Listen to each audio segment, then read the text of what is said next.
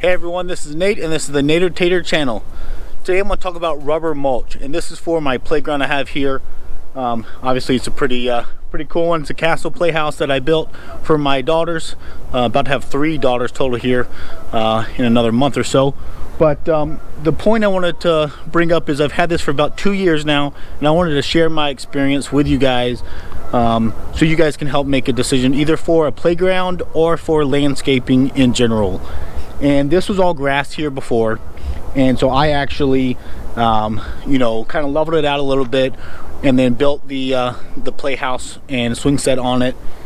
And I put landscape fabric down first, and then I put this rubber mulch, and I researched it a fair bit before I bought rubber. And I was looking into like safety regulations for schools and daycares as far as how much is needed.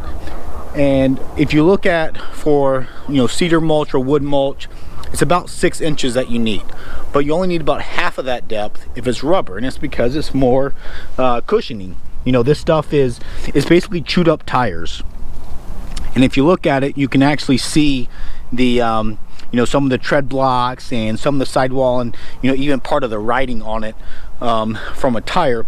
But what they do is they take out all of the metal belts, because inside of a tire is metal belts, and so they actually extract all that, and then you're left with all this rubber.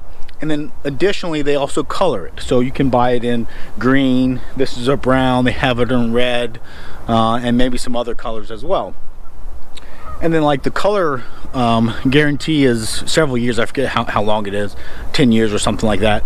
But anyways, the whole point is you only need half of the depth to get the same level of fall protection. And then the other thing that I really noticed about it is that it drains water really well. So I have a lot of clay soil here that does not drain very well, and so after it rains, the grass is just very soaking wet, and it doesn't dry off for a long time.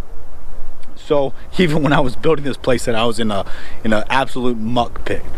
But when you put this 3 inches, I have about 3, maybe a little bit more inches of this rubber mulch down, it after it rains, you can run out here and you are basically floating above the water because the water drains so well through the rubber. So I really like that about it.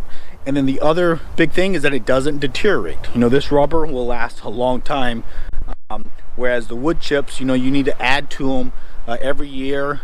Maybe if you're lucky, you get away with every other year to keep it looking good. This stuff looks good year after year.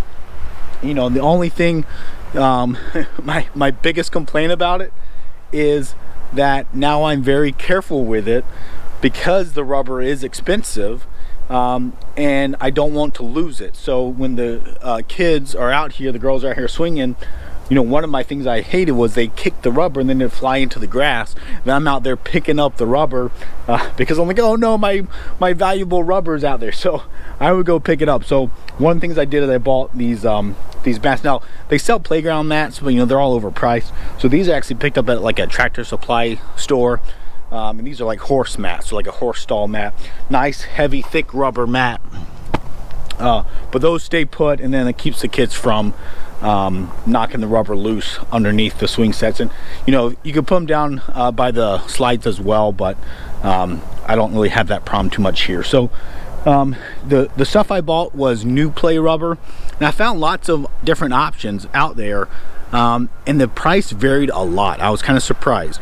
So I even went to like my local Rainbow playground store, and it was significantly more expensive even to get like a truckload. So sometimes if I get rock or dirt or gravel, I'll actually buy a whole dump truckload. So I thought I could buy this stuff in volume for cheaper, but it turned out if I went to Menards and bought it by the bag, it was actually the cheapest way to buy it. That said, this whole area here, it's about 30 feet by 20 feet.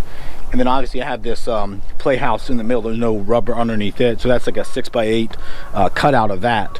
But this is about $1,000 of rubber mulch, which wasn't cheap, and I was hesitant to buy it at first, but I'm certainly not disappointed so far. This has done well. The other thing that I planned for was I did not want any deciduous trees around that were going to drop a lot of leaves, because then it's a problem.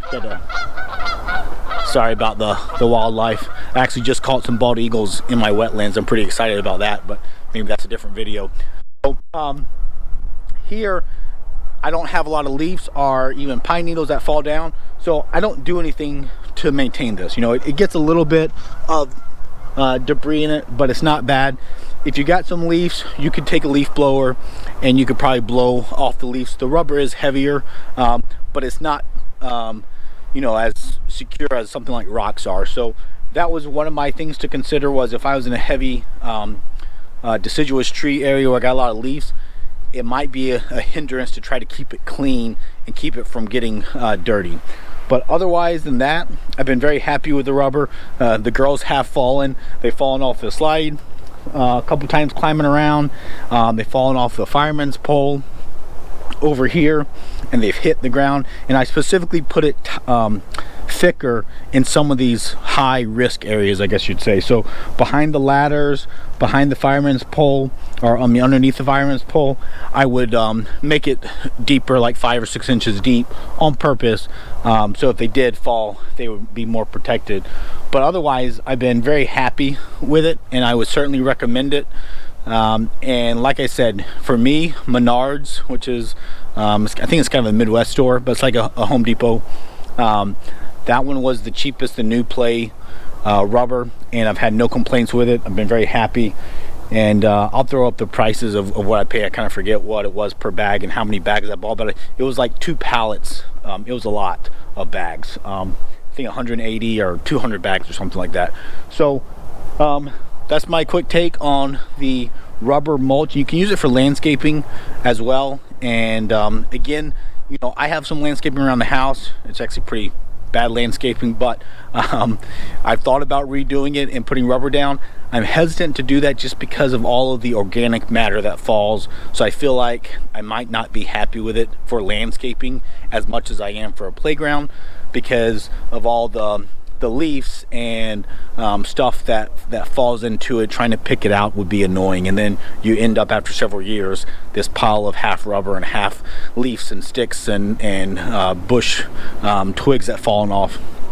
So I hope you like this video. If you like my channel as well, feel free to subscribe and hit the bell button so that you can see more of my videos. I do everything from technology like T-Mobile home internet to Wi-Fi, woodworking, and outside activities, go-karts, you name it.